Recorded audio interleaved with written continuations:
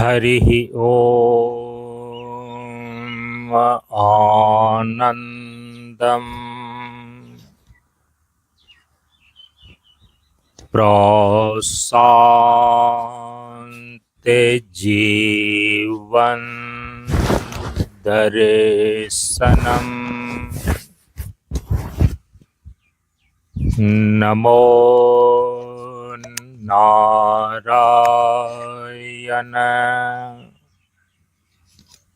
नारायणम्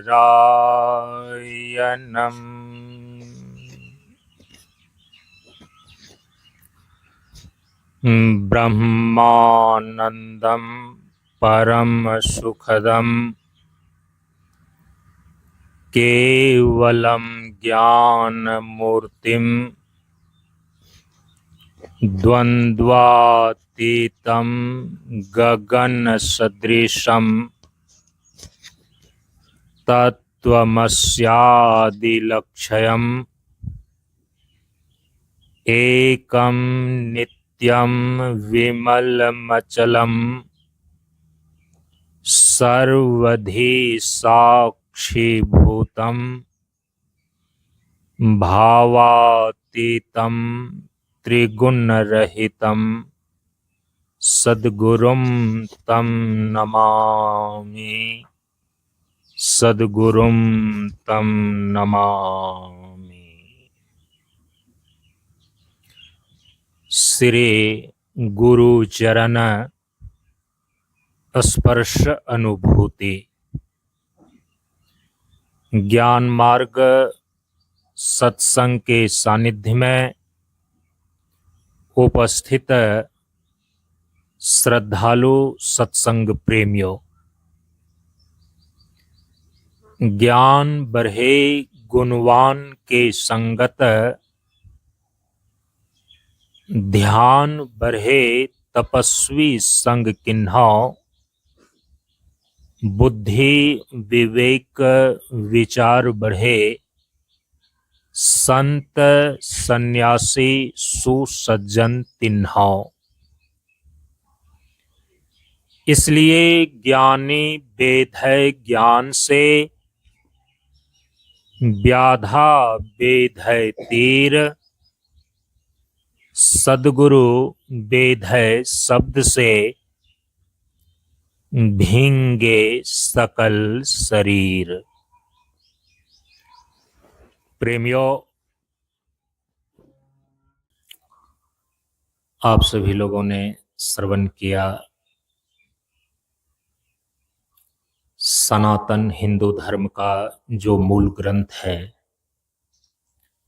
वह वेद अथवा श्रुति है। इसी वेद का जो अंतिम भाग है वह उपनिषद है।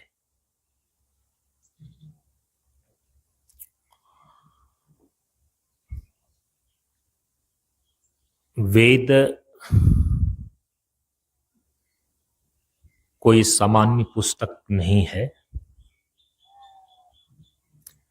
जैसे कि अन्य धर्मों के ग्रंथों के बारे में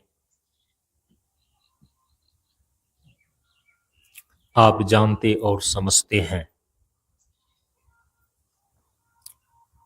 उस प्रकार की बातें वेद और श्रुति के साथ लागू नहीं होती,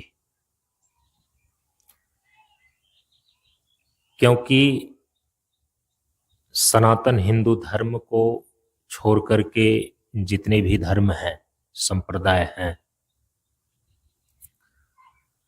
सभी धर्म संप्रदायों के एक व्यक्ति विशेष प्रवर्तक रहे हैं। उस धर्म संप्रदाय को शुरू करने वाले कोई व्यक्ति विशेष रहे हैं और उन्हीं के उपदेशों के आधार पर उस धर्म संप्रदाय के वे ग्रंथ निर्मित हैं। माने अन्य धर्म संप्रदायों का जो ग्रंथ है वह किसी न किसी व्यक्ति विशेष के द्वारा रचित है, निर्मित है।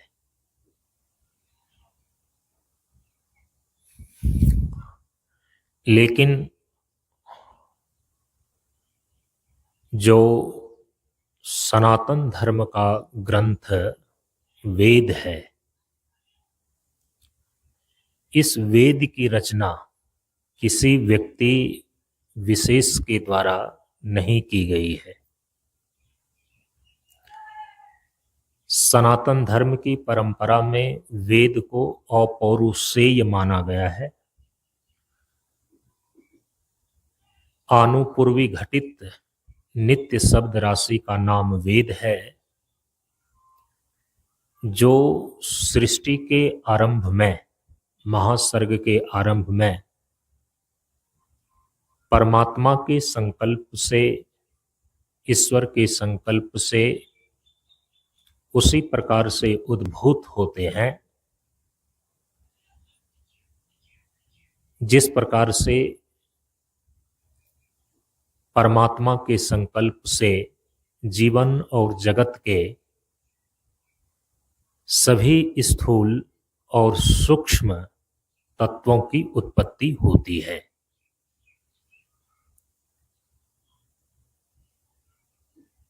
जिस प्रकार से जीवन और सृष्टि के स्थूल सूक्ष्म महाभूतों की सृष्टि किसी व्यक्ति विशेष के द्वारा नहीं की गई है,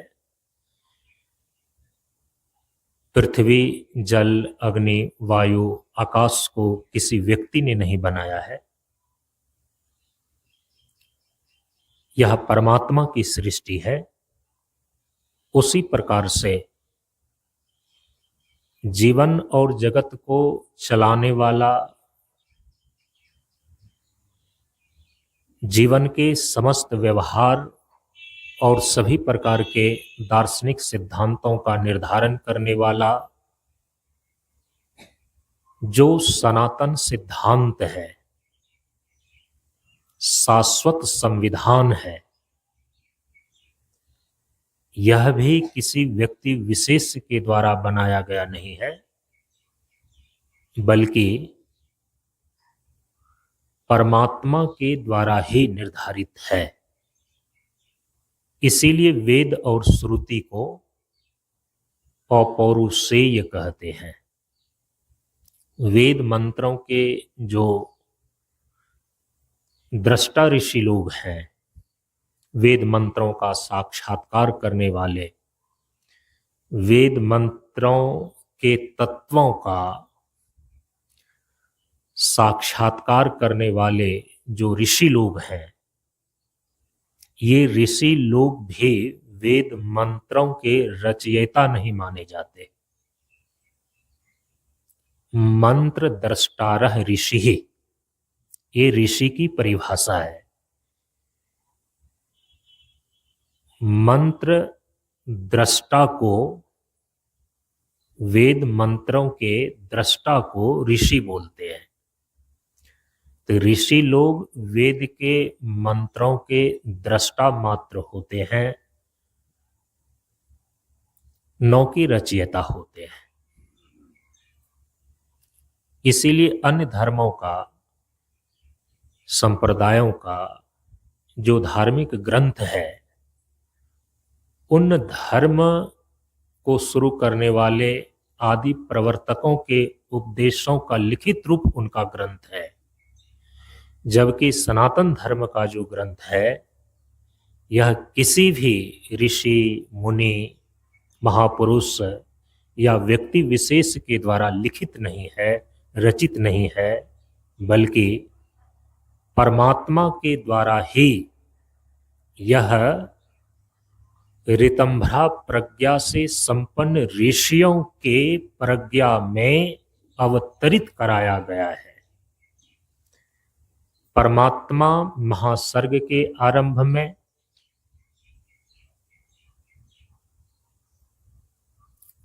सृष्टि करने के पश्चात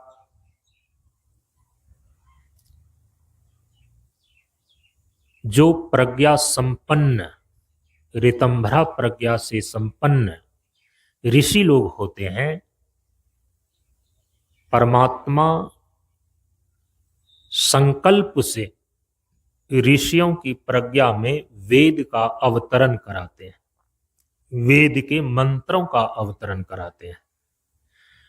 और जब परमात्मा के संकल्प से ऋषियों की प्रज्ञा में वेद के मंत्रों का अवतरण होता है,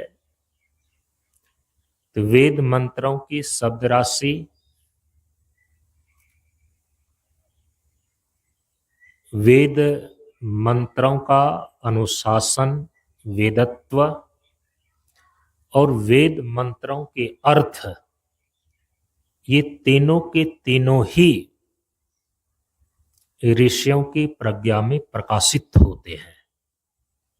इस कारण से ऋषियों को वेद मंत्र के दृष्टा माने गए हैं।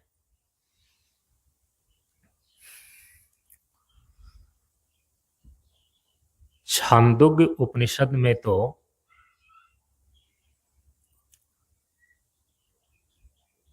इस प्रकार का तथ्य ख्यापित किया गया है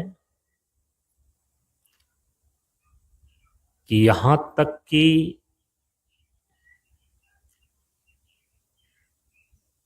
सृष्टि में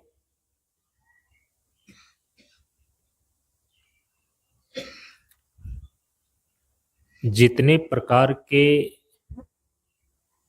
तत्वों की संरचना होती है,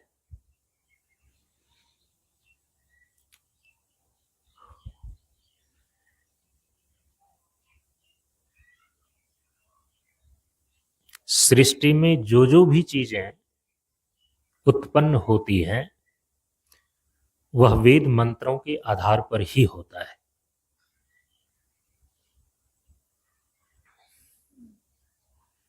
यथा पूर्वम अकल्पयत, इसीलिए वेद मंत्र की जो शब्द राशि है, इसको नित्य माना गया है, इसका कभी विनाश नहीं होता। सृष्टि बनती है परमात्मा के संकल्प से, सृष्टि का प्रलय होता है परमात्मा के संकल्प से, और सृष्टि की स्थिति जीवन जगत के रूप में बनी रहती है परमात्मा के संकल्प से। इस प्रकार से सृष्टि, स्थिति और प्रलय जगत का होते रहता है, लेकिन जगत की संरचना और जगत के पदार्थों की उत्पत्ति परमात्मा के संकल्प के अनुसार से ही किस आधार पर होता है, तो कहा कि वेद मंत्रों के आधार पर होता है। इसीलिए आनुपूर्वी घटित नित्य शब्द राशि का नाम है वेद। एक अक्षर कोई जोड़ नहीं सकता और एक अक्षर कोई घटा नहीं सकता।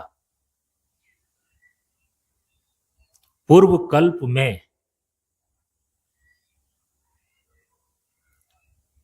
वेद मंत्रों की जिस प्रकार से और जितनी शब्द राशि थी,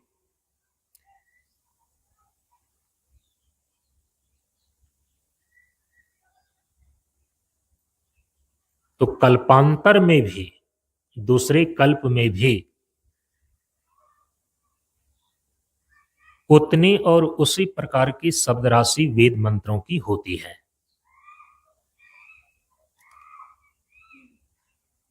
और वेद मंत्र की जो शब्द राशि है, उसका क्रम भी नहीं बदलता कि कुछ शब्द को आगे कर दिया गया, कुछ शब्द को पीछे कर दिया गया, क्रम बदल दिया गया,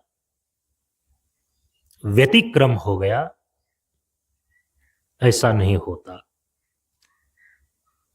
कल्प बदल जाए, युग बदल जाए, सृष्टि का प्रलय हो जाए, लेकिन वेद मंत्रों की शब्द राशि आनुपूर्वी घटित नित्य शब्द राशि बनी रहती है। ये आनुपूर्वी घटित का मतलब है कि जिस क्रम से वेद मंत्रों की शब्द राशि है सजाया हुआ पहले से, क्योंकि परमात्मा के संकल्प से उद्भूत हुआ है, तो जिस क्रम से वेद मंत्रों की राशि परमात्मा के संकल्प से उद्भूत हुई, परमात्मा ही संकल्प करते हैं ना। एको अहम बहुश्याम तदैक्षत स आकामयत, एको अहम बहुश्याम प्रजा येय। एक अद्वितीय सनातन परमात्मा अपने अचिंत्य शक्ति के माध्यम से उनके अंदर यह आदि संकल्प होता है कि मैं एक हूं और अनेक हो जाऊं। तो एक अद्वितीय सनातन परमात्मा के अंदर जो यह आदि संकल्प है, एको अहम बहुश्याम, परमात्मा का यही आदि संकल्प आदि शक्ति कहलाती है। परमात्मा की अचिंत्य शक्ति कहलाती है। शक्ति शक्तिमान से भिन्न होकर के अपनी सत्ता को ख्यापित करता हो,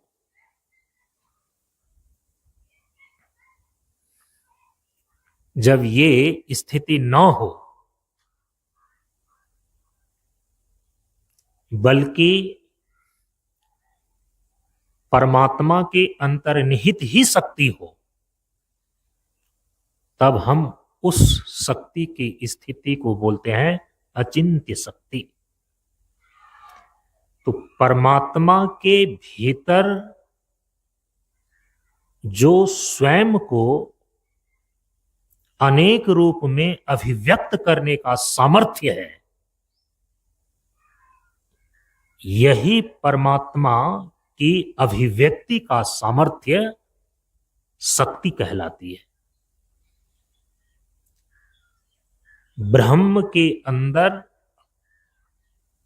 अपने आप को अभिव्यक्त करने का जो सामर्थ्य है, उसी सामर्थ्य का नाम है शक्ति।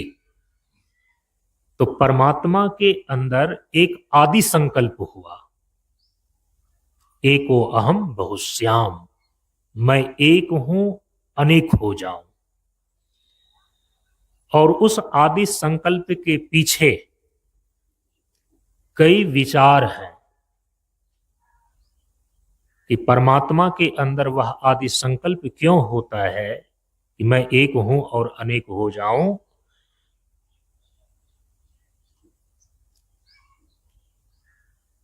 उसमें एक मुख्य हेतु है समष्टि जीवों का अभुक्त कर्म। समष्टि जीवों का अभुक्त कर्म ही एक अद्वितीय परमात्मा के अंदर एको अहम बहुश्याम का आदि संकल्प होने का हेतु बनता है। क्योंकि परमात्मा की अभिव्यक्ति, एक अखंड ब्रह्म की अभिव्यक्ति यदि जीव जगत के रूप में नहीं होएगी, तो समष्टि जीवों का जो अभुक्त कर्म है उसका फल कैसे प्राप्त होगा।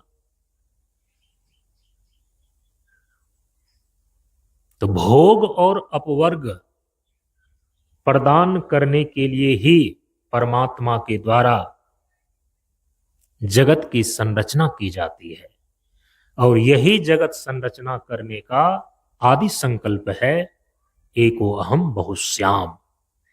तो परमात्मा का यह आदि संकल्प एको अहम बहुश्याम, यही आदि संकल्प परमात्मा की आदि शक्ति कहलाती है।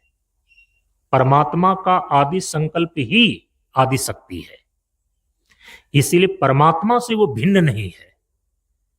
परमात्मा से भिन्न न होने के कारण से, माने परमात्मा अपने आप को एक से अनेक रूप में अभिव्यक्त करने का जो सामर्थ्य रखते हैं, तो परमात्मा के अंतर्निहित इसी सामर्थ्य को, स्वयं को अभिव्यक्त करने के सामर्थ्य को शक्ति बोलते हैं। तो परमात्मा के अंदर जो आदि संकल्प हुआ कि मैं एक हूं, अनेक हो जाऊं, तो परमात्मा का वही आदि संकल्प आदि शक्ति कहलाती है। परमात्मा की शक्ति परमात्मा से भिन्न नहीं है।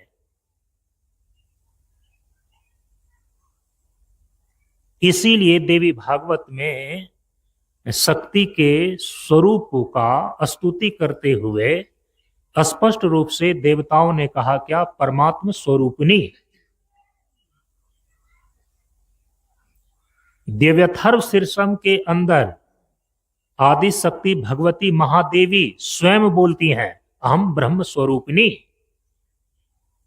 तो चूंकि परमात्मा और परमात्मा की शक्ति दोनों भिन्न नहीं है,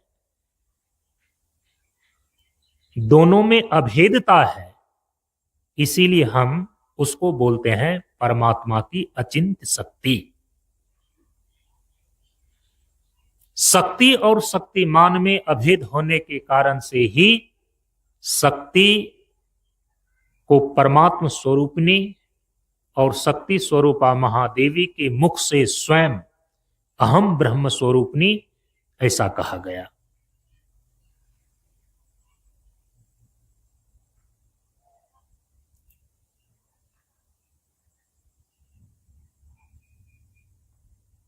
तो आदि संकल्प से जब सृष्टि आरंभ हुआ, तो आगे सृष्टि किस प्रकार से चलेगी, सृष्टि में जो जगत की स्थिति बन रही है और उस जगत में जो जीव जीवन धारण कर रहा है, तो जीवन का क्या व्यवहार होगा, समष्टि जीवों के अभुक्त कर्म का फल प्रदान करने के उद्देश्य से ही परमात्मा के द्वारा सृष्टि की संरचना होती है। अब उस जीव को जो भोग और अपवर्ग प्रदान करना है, तो भोग और अपवर्ग प्रदान करने के लिए तो जीवन में दो चीजें होनी चाहिए। पिछले 3 दिनों से आप सुन रहे हैं, उसको बोलते हैं व्यवहार और दर्शन। तो उस व्यवहार और दर्शन का निर्धारण करने वाला भी तो कोई ना कोई चाहिए। तो कौन हो सकता है? सृष्टि में जो जीवन और जगत है, इसका व्यवहार और दर्शन क्या होगा, इसका निर्धारण कौन करेगा? जिन्होंने जगत और जीवन की सृष्टि की है, जो जगत सृष्टा है, जो जीवन निर्माता है, अर्थात ईश्वर परमात्मा। तो जीवन, व्यवहार और दर्शन संपूर्ण जीवन और सृष्टि को चलाने का सनातन सिद्धांत, संपूर्ण जीवन और सृष्टि को चलाने वाला शाश्वत संविधान, इसका निर्धारण कौन करेगा?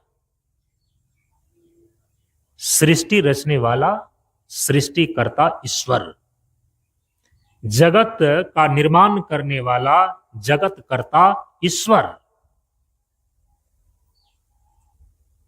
तो जीवन और जगत की सृष्टि जो परमात्मा करते हैं अपने आदि संकल्प से, इसी संपूर्ण जीवन और सृष्टि को चलाने के लिए परमात्मा के संकल्प से ही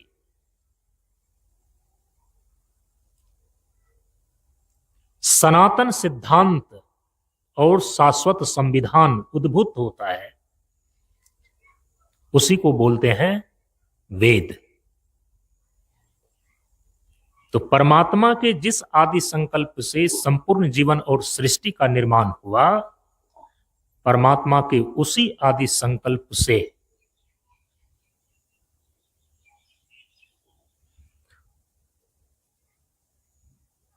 वेद मंत्रों की शब्द राशियां उद्भूत होती है, नित्य शब्द राशि उद्भूत होती है, और प्रत्येक कल्प में वेद मंत्रों की नित्य शब्द राशि ठीक उसी क्रम में बनी रहती है जिस क्रम में पूर्व कल्प में था। एक अक्षर भी उसमें नहीं घटता है, नहीं बढ़ता है, उसका कोई क्रम बदलता नहीं है। इसी को बोलते हैं आनुपूर्वी घटित। जो क्रम पहले कल्प में था वेद मंत्रों के शब्दों का, वही क्रम प्रलय होने के बाद जब पुनः सृष्टि होती है परमात्मा के संकल्प से ही, तो पूर्व कल्प में वेद मंत्रों के शब्दों की राशि का जो क्रम था, जिस क्रम से लिखा हुआ था, जिस क्रम से वो उद्भूत हुई थी, उसी क्रम से दूसरे कल्प में भी वेद मंत्रों की शब्द राशि का क्रम बना रहता है, वो भंग नहीं होता है। अभंग आनुपूर्वी घटित ऐसे बोल सकते हैं। अभंग आनुपूर्वी घटित नित्य शब्द राशि का नाम है वेद। यह है अपौरुषेय। ये किसी पुरुष विशेष के द्वारा लिखा नहीं गया है, रचा नहीं गया है। तो सनातन धर्म का मूल ग्रंथ वेद ऐसा है।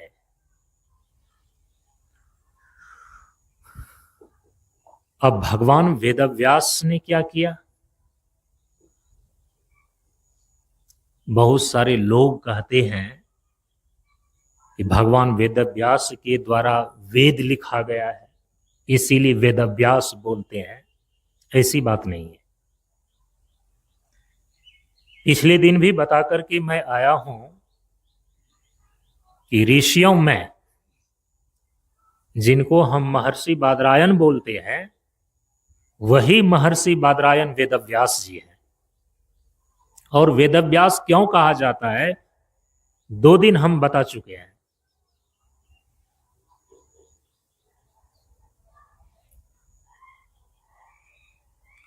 महर्षि बादरायण, भगवान वेदव्यास परमात्मा का वांग्मय अवतार माना जाता है। भगवान वेदव्यास का अवतार होता है द्वापर में। तो क्या पहले जो त्रेता था, सतयुग था, और ये सतयुग, त्रेता, द्वापर, कलयुग, ये जो चतुर्युग है, ये चतुर्युग तो घूमते ही रहता है। जब 1000 बार घूम जाते हैं तो 1000 चतुर्युग के बराबर एक कल्प होता है। एक कल्प बराबर ब्रह्मा जी का एक दिन, और इतने ही समय की ब्रह्मा जी की एक रात्रि। तो एक दिन और एक रात्रि एक एक कल्प के बराबर है ब्रह्मा जी का। हम मनुष्यों के अनुसार से हमारे लिए जो एक कल्प का समय है, ब्रह्मा जी का वो एक दिन है। और एक कल्प के समय के बराबर ही ब्रह्मा जी का दिन और उतने ही समय की रात्रि होती है। अब 365 दिन का एक वर्ष बनेगा, जोड़ लीजिए आप।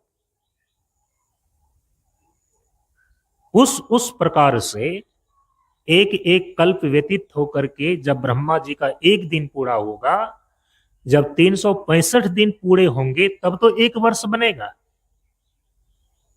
और इस प्रकार से ब्रह्मा जी 100 वर्ष जीते हैं। यदि पूरे समय को जोड़ लिया जाए तो ब्रह्मा जी की पूरी आयु कितनी होगी? 31 नील, 10 अरब, 10 खरब 40 अरब वर्ष होते हैं। जोड़ करके हमारे महापुरुषों ने उसको बताया है कि 31 नील 10 खरब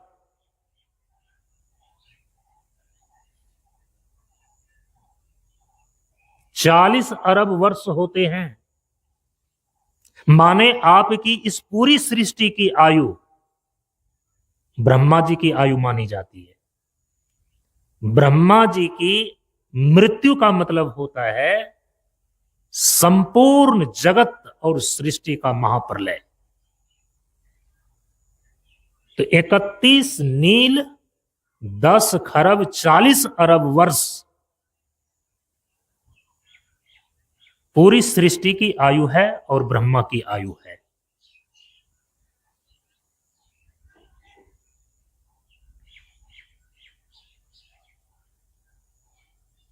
अभी जो कल्प चल रहा है उसको वराह कल्प बोलते हैं, और एक कल्प में 1000 चतुर्युग होते हैं। 1000 चतुर्युग का मतलब है सतयुग, त्रेता, द्वापर और कलयुग का 1000 बार घूमना। तो इस वराह कल्प में 1000 घूमने में अभी कईवां बार घूम रहा है? ये 28वां बार। पिछले 3 दिन बता चुके हैं इस बात को। इस 28वां बार घूमने में सतयुग व्यतीत हो गया है, त्रेता व्यतीत हो चुका है, और जो द्वापर आया उस द्वापर में भगवान वेदव्यास का अवतरण होता है। तो परमात्मा का वांग्मय अवतरण भगवान वेदव्यास के रूप में होता है, महर्षि बद्रायन के रूप में होता है। और उनका प्रयोजन ही होता है, क्योंकि परमात्मा जब अवतार ग्रहण करते हैं, परमात्मा का जब अवतरण होता है, उनका एक निश्चित प्रयोजन होता है कि किस मुख्य कार्य को करने के लिए वो सृष्टि में आए हैं। तो भगवान वेदव्यास का जो अवतरण है परमात्मा का वांग्मय रूप, वो जो इस सृष्टि का सनातन संविधान है, इस सृष्टि का जो सनातन शाश्वत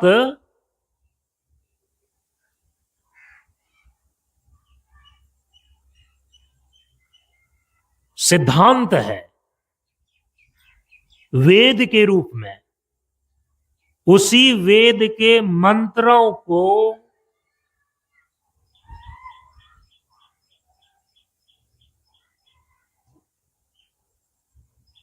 जो पहले से सतयुग में, त्रेता में श्रुति की परंपरा से चलती हुई चली आ रही है,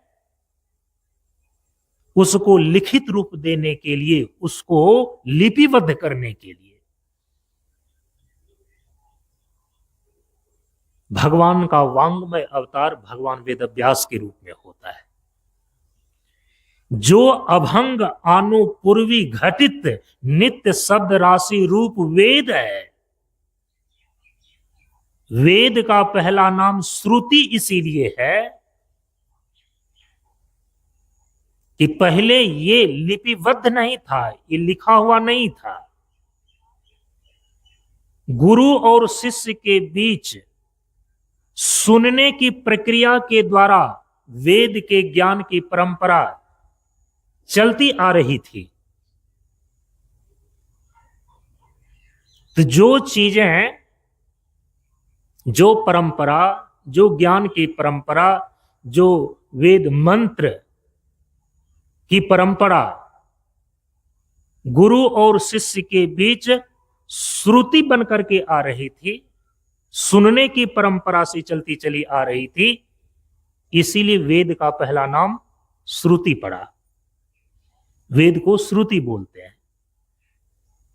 परमात्मा ने अपने संकल्प से ऋतंभरा प्रज्ञा से संपन्न ऋषियों की प्रज्ञा में वेद के मंत्रों का अवतरण कराया, प्रेषित किया, उनको उतारा गया।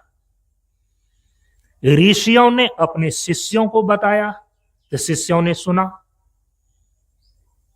इसीलिए वेद के जितने मंत्र हैं उसको सुन करके पहले कंठाग्र कर लिया जाता था और फिर उनके जो शिष्य होते थे उनको याद करा दिया जाता था। इस प्रकार से जो वेद ज्ञान की परंपरा सुनकर के चलती है, श्रुति के माध्यम से चलती है, कि गुरु ने शिष्य को सुनाया, फिर उनका शिष्य हुआ तो उस गुरु ने अपने शिष्य को सुनाया। इस प्रकार से वेद मंत्रों का ज्ञान की परंपरा जो ये सुनने और श्रवण करने की प्रक्रिया से अक्षुण्ण बनी हुई रहती है, इसके कारण से इसको कहा गया श्रुति। इसीलिए श्रुति, वेद को हम श्रुति बोलते हैं। द्वापर में जब भगवान का वांग्मय अवतार भगवान वेदव्यास के रूप में होता है, तो चूंकि सतयुग में लोगों की प्रज्ञा जितनी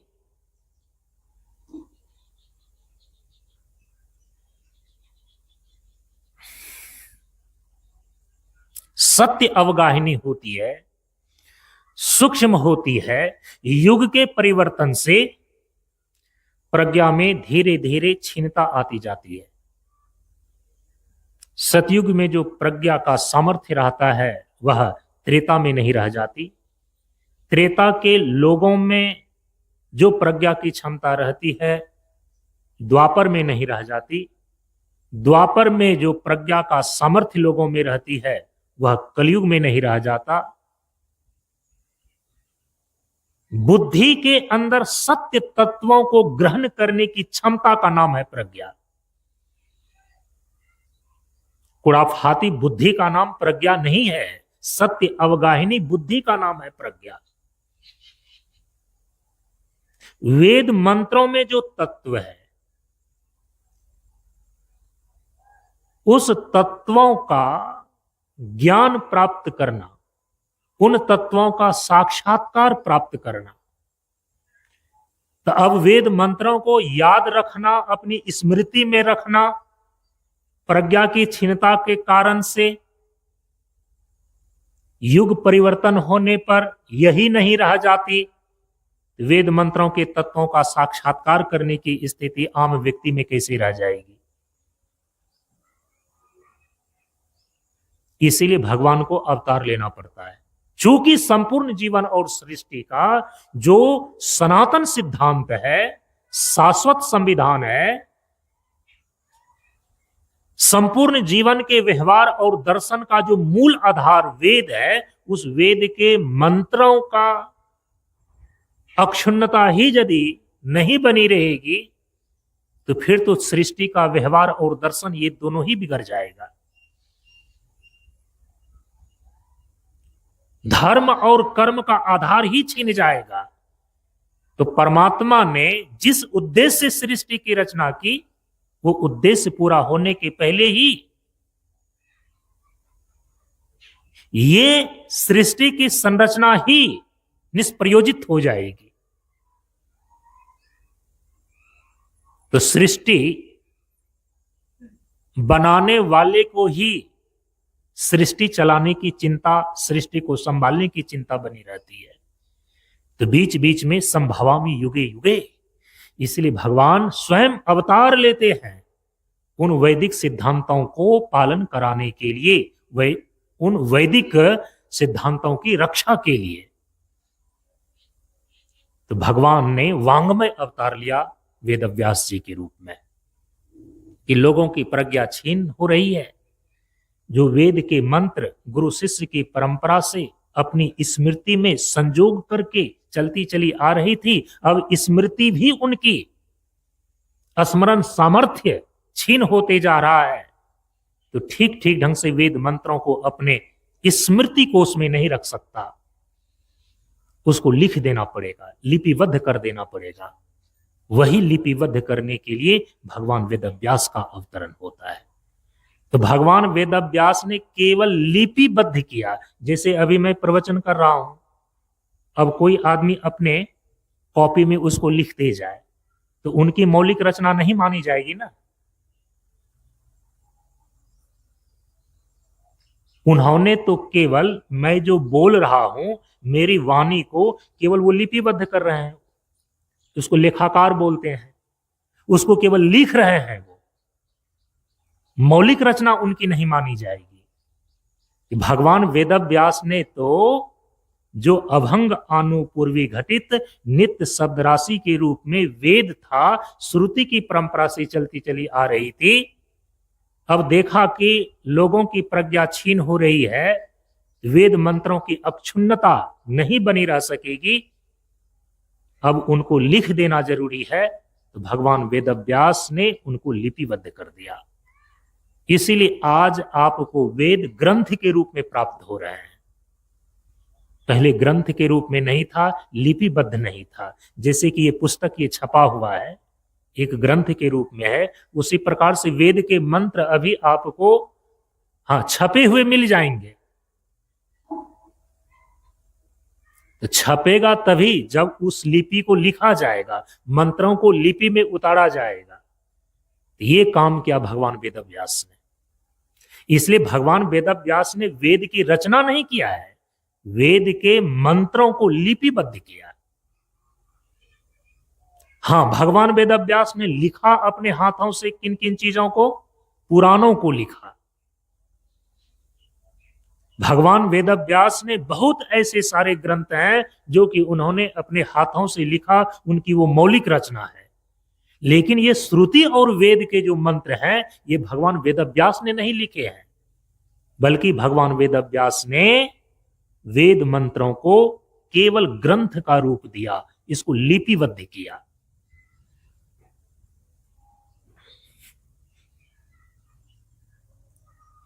अब ये ग्रंथ में जो चीजें लिखी हुई है, इसको हम अपनी कॉपी में केवल उतारें, ये उतारना कहा जाएगा। अब किसी कंप्यूटर वाले को हम अपनी कविता या अपना कोई कहानी लिख करके दे दें तो वो केवल टाइपिंग करेगा। तो पहले टाइपिंग सिस्टम नहीं था, भोजपत्र पर मोर के पंख से स्याही के द्वारा लिखा जाता था। तो देवनागरी लिपि में और ब्राह्मी लिपि में लिखा गया, भगवान वेदव्यास जी के द्वारा लिपिबद्ध किया गया। किस लिपि में लिखा गया? देवनागरी लिपि में लिखा गया।